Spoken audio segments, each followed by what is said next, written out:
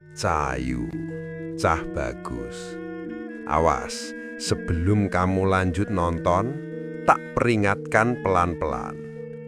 Tidak semua orang siap mendengar ini, karena yang akan kamu dengar bisa bikin kamu mulai mempertanyakan siapa dirimu sebenarnya. Kamu pikir moksa itu ajaran dari luar? Kamu pikir itu cuma cerita orang zaman dulu? Hei, yang dipalsukan bukan ceritanya, tapi ingatanmu. Tanah Jawa ini menyimpan rahasia yang sengaja ditutup. Dan kamu adalah bagian dari rahasia itu. Kalau kamu berani lanjut, jangan kaget kalau setelah ini kamu tidak melihat hidup dengan cara yang sama lagi. Hong Rohayu, ingsun manunggaling kawula Gusti. Sabdo Palan is reborn urban legend.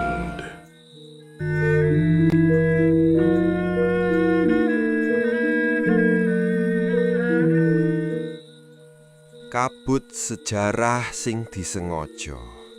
Rahayu, Cah Ayu, Cah Bagus, kowe kabeh sing lagi lungguh, sing lagi rebahan, sing lagi mikir urip kok rasane mumet. Ayo nyedak sebentar, gak usah tegang. Iki dudu ceramah, iki dudu kuliah sejarah, iki mung dongeng lawas sing sengaja dilalekke. Aku iki sing kowe sebut Sabda Palon, sing katane cuma mitos, sing katane cuma cerita rakyat. Padahal sing luwih gaib itu bukan aku. Sing luwih gaib itu sejarah sing diubah-ubah. Kowe tahu mikir ora? Kenapa hampir semua ajaran tinggi di Nusantara tiba-tiba diklaim asalnya dari luar? Kenapa setiap sesuatu yang dalam, yang halus, yang menyentuh batin selalu dikatakan itu dari India, itu dari luar, itu bukan asli sini?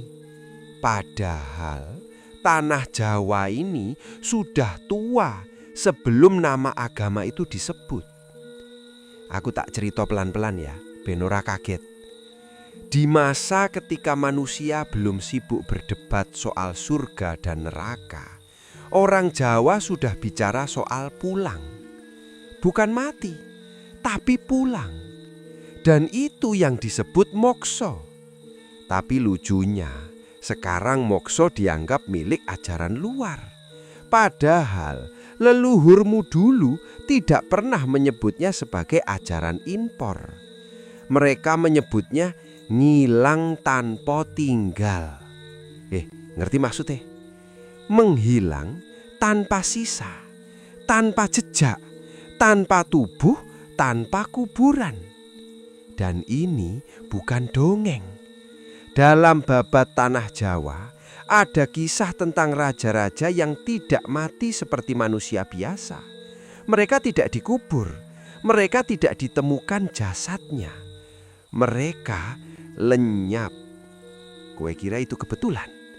Atau memang ada ilmu yang sengaja ditutupin? Moksa sebelum agama datang. Cah Bagus, aku tanya pelan saja. Kalau benar moksa itu dari luar, kenapa jejaknya justru paling kuat di tanah ini? Di naskah kuno, dalam kidung, dalam serat, tidak pernah disebut moksa itu pinjaman. Malah justru dianggap puncak dari laku hidup manusia Jawa. Dengarkan ini, dari serat Darmo Gandul. Urip iku mung mampir ngombe, bali marang asal sejati. Artinya, hidup itu hanya singgah sebentar, lalu kembali ke asal sejati. Maknanya, hidup bukan tujuan, tapi perjalanan pulang. Nah, Cahayu, kalimat ini jauh lebih tua dari banyak sistem yang sekarang dianggap resmi. Dan ini bukan sekedar filosofi, ini adalah peta kesadaran. Orang Jawa kuno tidak fokus pada ibadah formal seperti sekarang. Mereka fokus pada kesadaran batin. Kenapa? Karena mereka ngerti satu hal. Tubuh ini bukan kita. Pikiran ini bukan kita. Emosi ini juga bukan kita. Lalu, kita ini siapa? Nah, disitulah perjalanan menuju moksa dimulai. Secara modern, ini bisa dijelaskan. Dalam psikologi, ada yang disebut kesadaran meta, kemampuan untuk melihat pikiran kita sendiri. Dalam ilmu otak, saat seseorang masuk kondisi meditasi dalam, gelombang otaknya berubah jadi theta bahkan delta. Itu kondisi di mana identitas mulai larut. Dan ini yang dilakukan leluhurmu dulu, tanpa istilah ilmiah. Mereka menyebutnya semedi. Tapi bukan sekedar duduk diam. Semedi itu meluruhkan aku. Nah, Cahayu, Cah Bagus, kalau aku sudah hilang, yang tersisa siapa? Sekarang kita masuk bagian yang sering disalahpahami. Banyak orang lihat ritual Jawa, langsung bilang klinik, musyrik, kuno, tidak masuk akal. Padahal yang tidak masuk akal itu cara mereka menilai. Contoh sederhana, orang bakar menyan, langsung dituduh manggil makhluk aneh-aneh. Padahal secara ilmiah, aroma tertentu bisa mengubah kondisi otak. Dalam neuroscience, indera penciuman itu langsung terhubung ke limbik system, bagian otak yang mengatur emosi dan memori. Jadi ketika seseorang mencium aroma tertentu, dia bisa lebih cepat masuk kondisi rileks. Nah, kondisi rileks ini penting. Karena untuk mencapai moksa, yang pertama harus hilang itu ketegangan batin. Makanya leluhur pakai simbol. Menyan, dupa, tembang, semua itu alat bantu, bukan tujuan. Tapi manusia sekarang lebih sibuk menghakimi alat daripada memahami tujuan. Lucu ya, yang waras dianggap aneh, yang jauh dari diri sendiri dianggap benar. Padahal dalam serat Centini disebutkan, sopo ngerti asal lan tujuan, iku wes nyedak marang kamulyan. Artinya, siapa yang tahu asal dan tujuan, dia sudah mendekati kemuliaan. Maknanya, kesadaran diri adalah kunci tertinggi, bukan ritual kosong.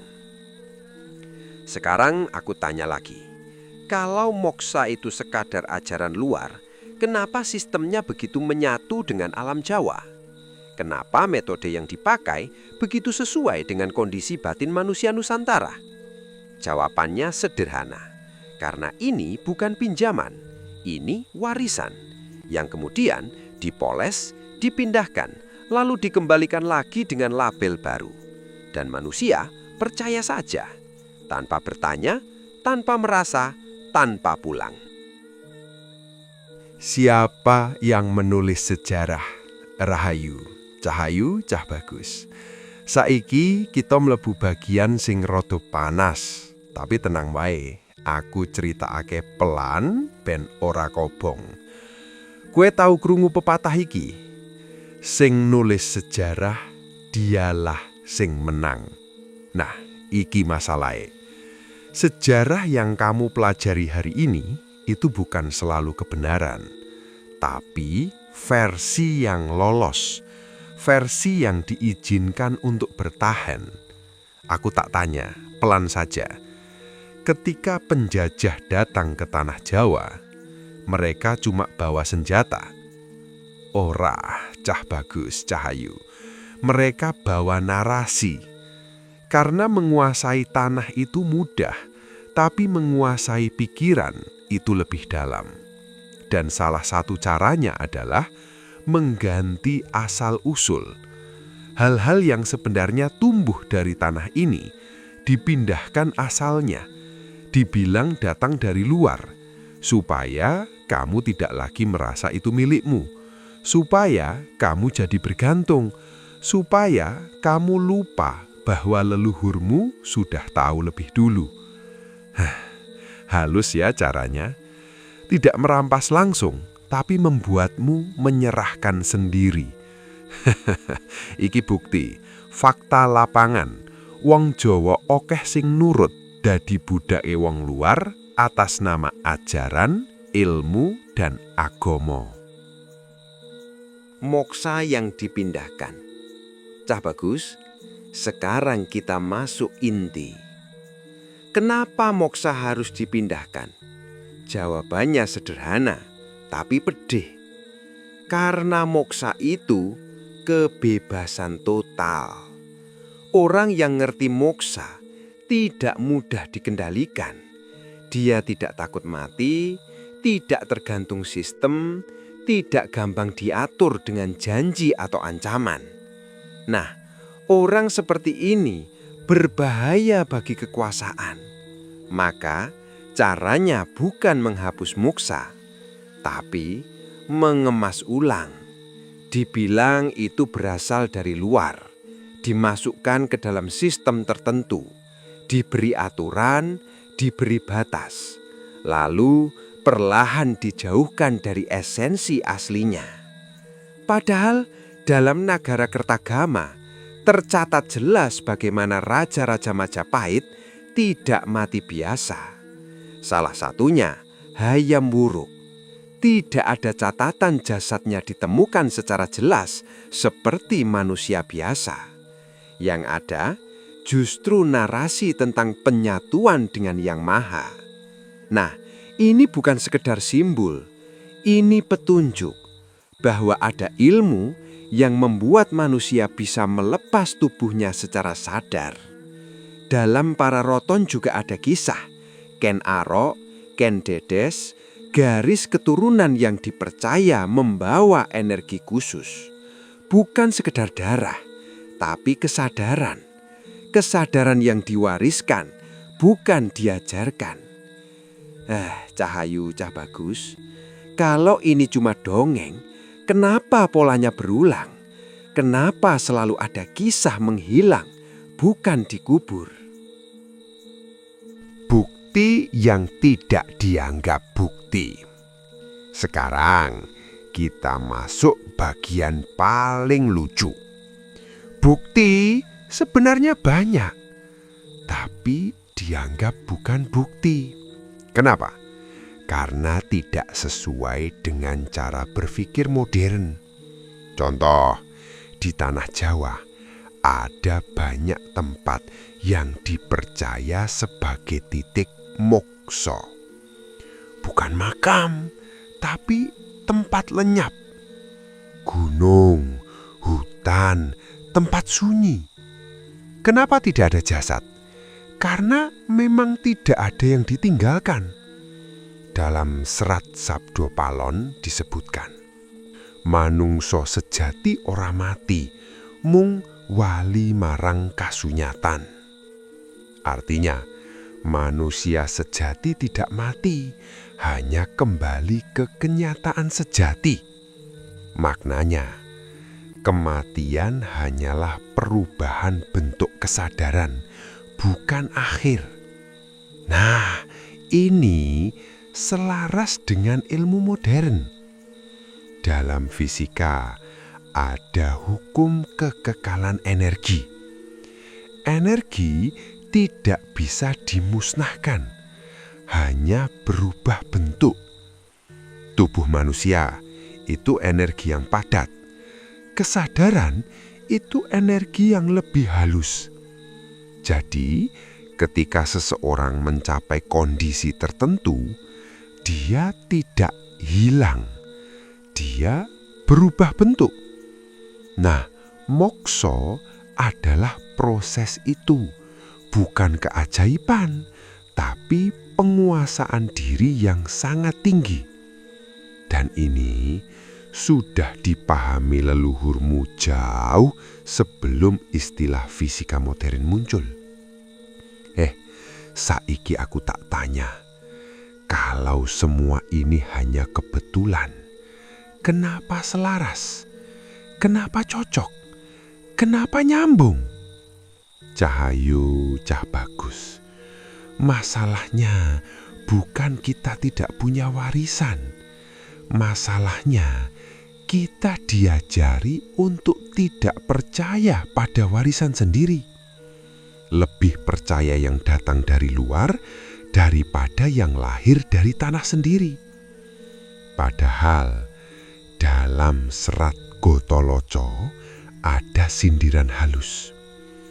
Wong Jawa kelangan Jawane. Artinya, manusia yang tercerabut dari akar budayanya akan kehilangan arah hidup. Nah, sekarang coba kamu rasakan. Kamu ini masih mengenal dirimu sendiri atau sudah jadi versi yang dibentuk oleh narasi orang lain? Moksa iku bukan mati, tapi luruwe aku. Rahayu, Cahayu, Cah Bagus, saiki kita mlebu bagian sing luwih dalem. Ora usah wedi, iki ora bakal nggawe kowe ilang, malah nggawe kowe nemi. Selama ini banyak orang salah paham. Moksa dianggap lenyap, mati, hilang dari dunia. Padahal iku cuma efek akhir, bukan inti. Intinya itu luruwe aku. Aku ini loh sing bikin hidupmu berat. Aku harus sukses, aku harus dihargai, aku harus terlihat hebat. Tanpa sadar, aku ini jadi beban paling besar.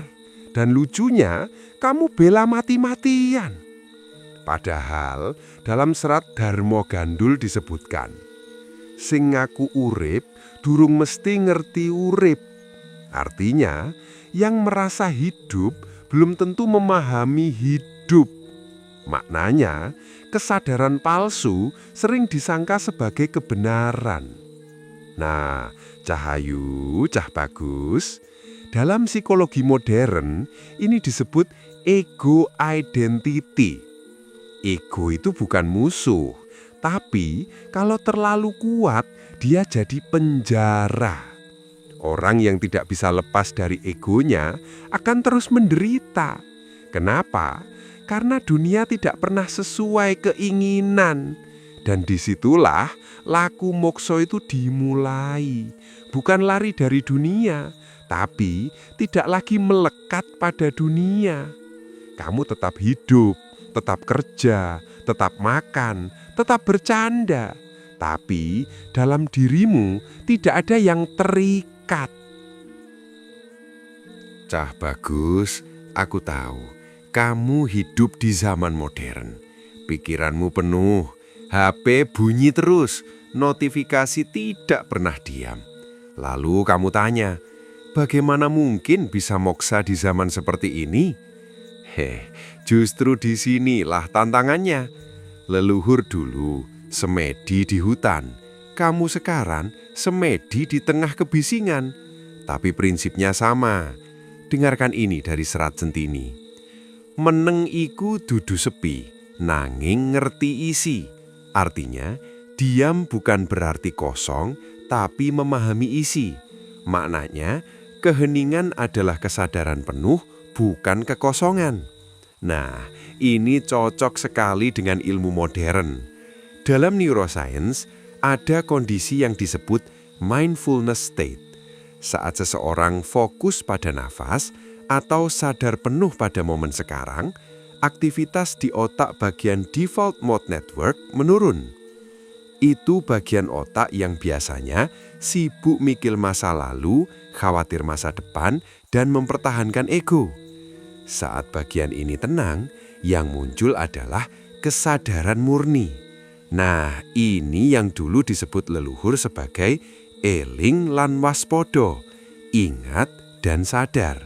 Bukan sekedar duduk diam, tapi sadar penuh tanpa reaksi berlebihan. Contoh sederhana, saat kamu marah, biasanya kamu langsung meledak. Tapi kalau kamu sadar, oh ini marah, tanpa langsung bereaksi, itu sudah langkah awal moksa. Kamu mulai melihat bahwa emosi itu bukan kamu. Pelan-pelan ya, Kamu ini bukan pikiranmu, bukan emosimu. Kamu adalah yang menyadari semuanya. Lagu sunyi di tengah rame. Cahayu, Cah Bagus, sekarang aku kasih yang paling praktis. Tidak perlu ke gunung, tidak perlu meninggalkan dunia. Cukup ubah cara kamu hadir. Dalam serat Sabda Palon ada pitutur sepi ing pamrih, rame ing gawe.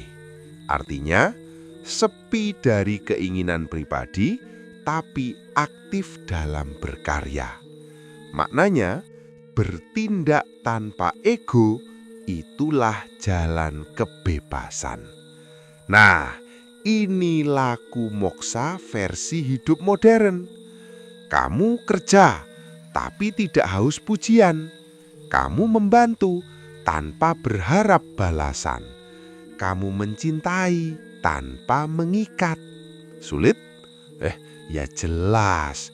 Makanya ini laku, bukan teori. Secara psikologi, ini disebut flow state. Kondisi di mana seseorang larut dalam aktivitas tanpa memikirkan diri sendiri. Dan dalam kondisi ini, orang sering merasa, kok waktu cepat sekali, kok rasanya ringan. Nah, itu karena akunya sedang menipis. Bayangkan, kalau kondisi ini bisa kamu jaga terus, itulah jalan menuju mokso. Bukan hilang dari dunia, tapi tidak lagi jadi budak dunia. Cahayu, Cah Bagus, masalah terbesar manusia sekarang bukan kurang ilmu, tapi terlalu melekat pada dirinya sendiri. Semua dibawa serius, semua dimasukkan ke hati, semua dianggap tentang aku. Padahal semakin kamu menggenggam, semakin kamu tenggelam. Dalam serat Sutasoma ada ajaran Bhinneka Tunggal Ika Tanhana Dharma Mangrowo. Artinya, berbeda-beda tapi tetap satu, tidak ada kebenaran yang mendua. Maknanya, di balik perbedaan bentuk, ada satu kesadaran yang sama. Nah, mokso itu kembali ke kesatuan itu. Bukan jadi sesuatu yang baru, tapi kembali ke yang asli. Dunia yang sengaja dibikin rame. Rahayu, Cahayu, Cah Bagus, saiki kita mlebu wilayah sing rada peteng. Dudu kanggo medeni, tapi kanggo buka sing ketutup. Koe tau ngrasake ora? Dunia ini kok semakin ramai, tapi batin semakin kosong. Semua serba cepat, semua serba instan, semua serba ditampilkan.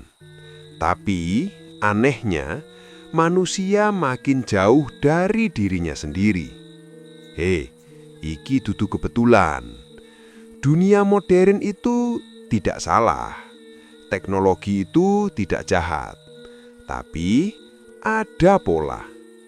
Pola yang bikin kamu tidak pernah benar-benar diam. Karena kalau kamu diam, kamu mulai mikir. Kalau kamu mikir, kamu mulai sadar. Dan kalau kamu sadar, kamu tidak mudah dikendalikan. Nah, ini yang tidak diinginkan. Makanya, perhatianmu terus ditarik keluar. Scroll, lihat, bandingkan, ingin, kecewa, ulangi lagi. Siklus tanpa akhir.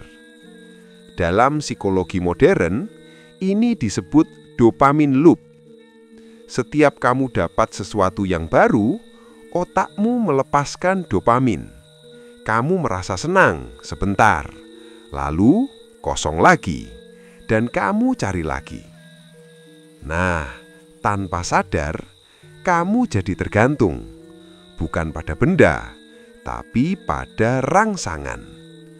Padahal, dalam serat Gotolaco sudah diingatkan, sing digoleki ana njaba, sejatine ana njero.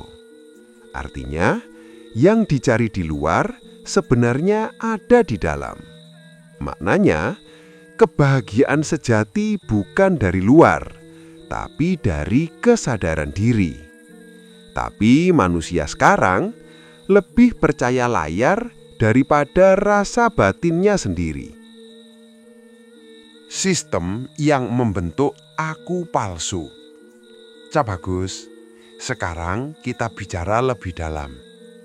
Kenapa manusia modern semakin jauh dari moksa? Karena akunya makin tebal. Dari kecil, kamu diajari jadi seseorang. Harus pinter, harus sukses, harus punya ini itu.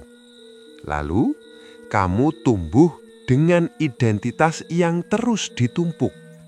Nama, status, pekerjaan, citra, dan semua itu kamu anggap dirimu. Padahal itu cuma lapisan. Dalam psikologi, ini disebut constructed self, diri yang dibentuk oleh lingkungan. Masalahnya, semakin kamu percaya itu, semakin jauh kamu dari dirimu yang asli. Dalam serat Dharma Gandul ada sindiran halus. Manungso kagungan topeng luwih saka siji. Artinya, manusia memiliki lebih dari satu topeng. Maknanya, identitas sosial hanyalah peran, bukan jati diri sejati. Cahayu, Ca Bagus, kamu ini siapa sebenarnya? Yang di media sosial, yang di depan orang, atau yang diam saat sendirian? Nah, moksa itu melepas semua topeng itu. Tapi sistem tidak ingin kamu melepasnya.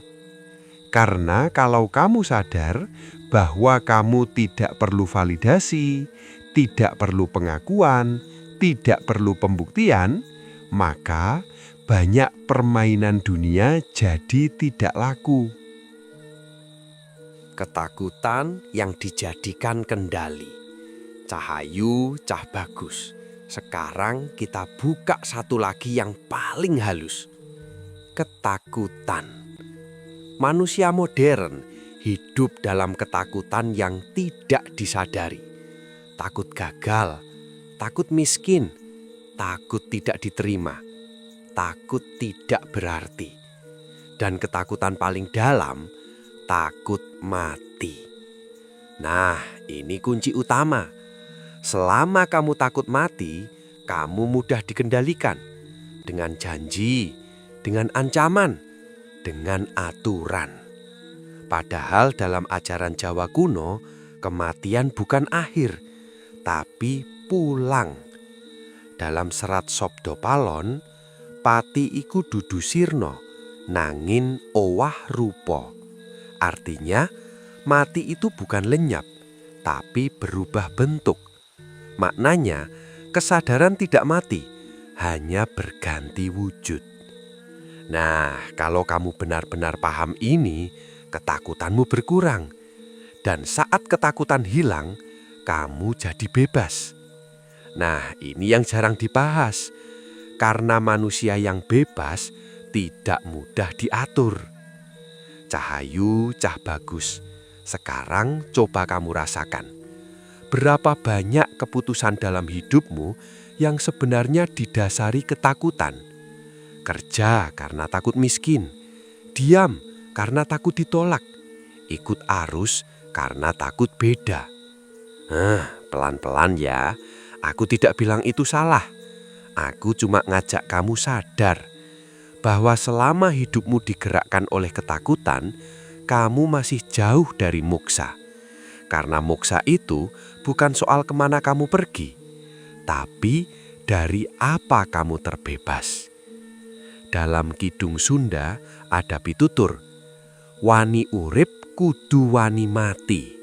Artinya, berani hidup harus berani mati.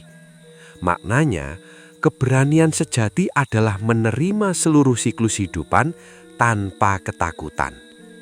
Nah, ini bukan tentang mati fisik, tapi berani melepas, berani kehilangan, berani tidak menjadi apa-apa. Cahayu, Cah Bagus, dunia ini tidak akan berhenti ramai. Sistem tidak akan berubah hanya karena kamu sadar. Tapi kamu bisa memilih, tetap ikut arus atau mulai pulang. Jalan pulang itu sederhana, tapi ora mudah.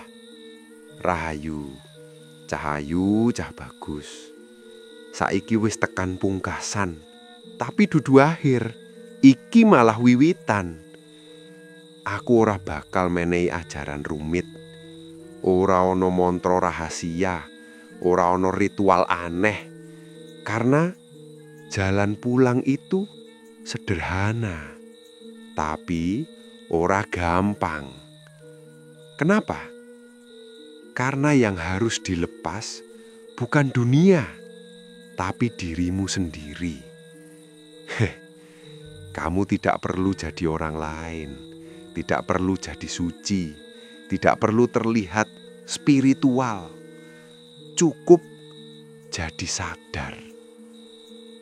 Dalam serat Centini disebutkan, ngerti marang awake dhewe iku wiwitan saka kasumpurnaan. Artinya, mengenal diri sendiri adalah awal dari kesempurnaan. Maknanya, kesadaran diri adalah pintu semua kebebasan. Nah, Cahayu, mulainya dari mana? Dari hal paling sederhana, hadir. Saat makan, ya makan. Saat jalan, ya jalan. Saat bicara, ya bicara. Kelihatannya sepele, tapi manusia sekarang jarang benar-benar hadir. Pikirannya kemana-mana, hatinya kemana-mana. Tubuh di sini, jiwa entah di mana. Nah, moksa mulai dari menyatukan itu. Laku kecil yang membuka pintu besar. Cah Bagus, aku kasih kamu lagu. Tidak perlu ditulis, cukup dirasakan. Pertama, eling. Setiap kali kamu emosi, jangan langsung bereaksi. Rasakan dulu. Oh, ini marah. Oh, ini takut. Dengan begitu, kamu mulai melihat, bukan tenggelam. Kedua, narimo. Bukan pasrah tanpa usaha, tapi menerima tanpa perlawanan batin. Dalam serat Durmo Gandul, sing bisa nampa bakal tentrem uripe. Artinya, siapa yang bisa menerima, hidupnya akan tentram. Maknanya, kedamaian datang dari penerimaan, bukan kontrol. Secara psikologi, ini disebut emotional regulation. Orang yang bisa menerima emosinya tidak mudah stres. Ketiga, sepi ing pamrih. Lakukan sesuatu tanpa berharap balasan. Bukan berarti kamu tidak boleh punya tujuan, tapi tidak menggantungkan kebahagiaan pada hasil. Ini yang paling sulit, karena manusia terbiasa ingin dihargai. Pelan-pelan saja, tidak perlu langsung sempurna. Yang penting sadar. Cahayu, Cah Bagus, sampai sini aku tidak minta kamu percaya. Aku cuma minta kamu merasakan. Apakah selama ini kamu benar-benar hidup atau hanya menjalani peran? Dalam serat Sabdo Palon ada pitutur. Balik marang asal iku puncak saka kabeh lelampahan. Artinya, kembali ke asal adalah puncak dari semua perjalanan. Maknanya, semua pencarian berakhir pada diri sejati. Nah, mokso itu bukan tujuan jauh, bukan sesuatu yang harus kamu kejar mati-matian. Mokso itu sudah ada di dalam dirimu, tapi tertutup oleh aku, oleh ketakutan, oleh keinginan. Semakin kamu mengejar, semakin jauh. Semakin kamu melepas, semakin dekat. Cahayu, cah bagus, sekarang tutup sebentar matamu. Tarik napas pelan, rasakan. Kamu ada. Tidak perlu jadi apa-apa. Tidak perlu membuktikan apa-apa. Cukup ada. Disitulah pintu itu terbuka. Aku tutup dengan pitutur lawas dari warisan yang sering dilupakan. Urip iku sangkan paraning dumadi. Artinya, hidup adalah perjalanan dari asal menuju kembali. Saiki ora usah bingung, ora usah buru-buru, ora usah merasa kurang. Yang kamu cari tidak pernah pergi. Hanya kamu yang terlalu jauh dari dirimu sendiri. Terjadilah ketenangan dalam batinmu, terjadilah kejernihan dalam pikiranmu, terjadilah kelapangan dalam hatimu, terjadilah keberanian untuk melepas, terjadilah kesadaran untuk kembali. Aku ora menyang endi-endi. Aku ono ing saben ilingmu. Yen kowe mulai sadar, aku wis ora perlu ngomong maneh. Hong Rahayu. Hong Rahayu, ingsun manunggaling kawula Gusti. Sabdo Palan is reborn urban legend.